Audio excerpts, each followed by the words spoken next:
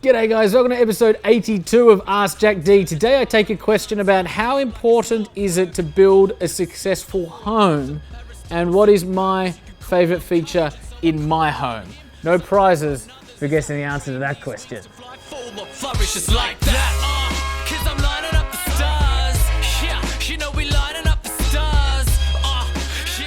G'day guys, welcome to episode 82 of Ask Jack D. Today I take a question from Michelle Harding, who asks, "Hey you Jack, I'm curious to know how important you believe a safe space, a home, is to build a quality of life. And what is your favourite feature about your home? Hashtag Ask Jack D." Michelle, to answer the first question, the second question first, my favourite feature about my home is this little man right here, because he is a bundle of love and joy and just brings happiness everywhere he goes. And he's a massive sook, so which I like, by the way. Not in humans, but in dogs. I actually really like that. So you're looking at my favourite feature. I really love this little man. How important is a home? The answer, Michelle, and I'm assuming you have the same belief, which is why I've asked the question, is very important, like incredibly important.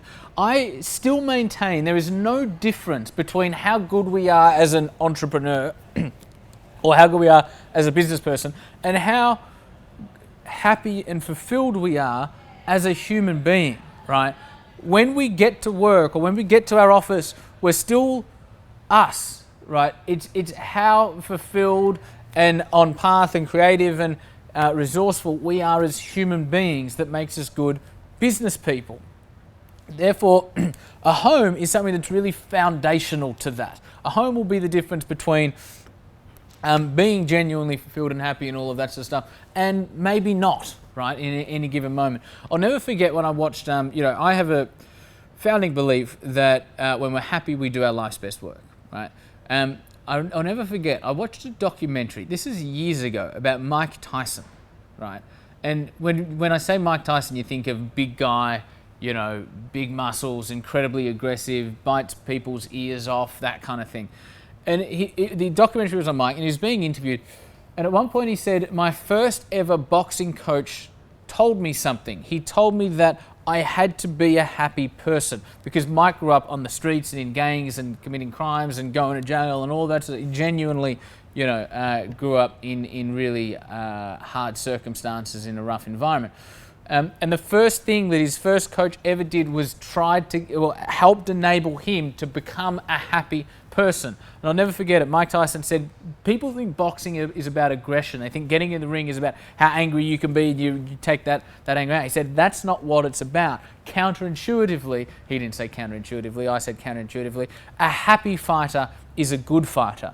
And I just thought, isn't that amazing that even in boxing, which is something that we relate to aggression and anger and, violence almost, the principle still stands that a happy fighter is a good fighter, right? So a happy entrepreneur is a good entrepreneur. A happy human being is an effective human being. And home plays a really important part in that. What I will say is this, home is something different. Home means different things to different people. Home for most people is about having your partner, your husband or your wife, and your kids, and having the dog and having all the stuff and doing that. For other people, it doesn't, right? Like for Steve Jobs, for a lot of the time, he lived in Woodside, California, in a big mansion with no furniture and not even a bed. He just had a mattress on the floor in his room and a photo of Einstein and a photo of Gandhi.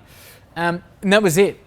But that was home for him. So often you'll see really eccentric entrepreneurs have a different style of home to other people. So how you do home will vary uniquely from person to person. But what is true and consistent is that every person yearns for somewhere where they can feel loved and supported and protected, right? 3 tips for feeling more at home in your home. Number 1 is be present, right? So often, and we're all guilty of this, and it happens, right? We'll be on our phones or on our computers or whatever it case to be, and do that for like 80% of the time. But 20% of the time when you're at home, just be there and just be with the people that you're with. And if there's no people around, then just be with you. But practice being present in your house. That will help make it a home. Number 2 is remember it's all about love and support, right? I had a very good friend and mentor of mine, woman in, I think, early to mid-50s, say to me recently, "Jack, your home's like your castle. And what everybody in that home needs to understand is that when we're at home, all of the stuff that goes on out in the real world, you know, whether it's arguments or whether it's different points of view or whether it's people being nasty to one another or people being dishonest or people doing wrong by one another, that behavior doesn't make it in the castle. And if someone loves drama or someone loves negativity or someone loves putting people down, they don't make it in the castle. So what we do is we bring everybody into the castle and then we pull up the drawbridge. And so then none of the negativity can get in and none of the positivity can get out. Our home is our castle, and it's where we foster love and support. And the third thing about a home, guys, the third thing I think can make a really good home is it needs to become a place you come to give. Every relationship is a sacred entity and a sacred space in and of itself. And so often people come into relationships wanting stuff. I want to feel more loved. I want more attention. I want more this. I want more that. I want you to say this. I want you to do more of that. Do less of that. Look at me that way. Don't look at me that way. Say this. Don't say this. Do this, but don't do it then. Do it then. There's all these fucking rules, right? And people who have heaps of rules are fucking miserable. Drop the rules. Live by principles, and the principle is any relationship in any home is a place that you need to come to give. Give of yourself, give happiness, give joy, give love. And in doing so, you will receive so much more than if you were coming in with the intention to get, right? So give. Homes are something that can be purposefully built and developed, and it is something that is beautiful when it happens. What I want to ask you guys is this question. I told you about my favorite feature of my home is this little sleeping monkey right here. What is the favorite feature of your home? In the comments below, I'd love to know more about you on a personal level, on a home level. When you pull up the drawbridge and you're at home, what does it for you? What episode was that? Episode 82. Thanks for tuning in, guys. I look forward to speaking with you tomorrow. I've sexualized a wish that I dreamed as a kid. 'Cause I'm lining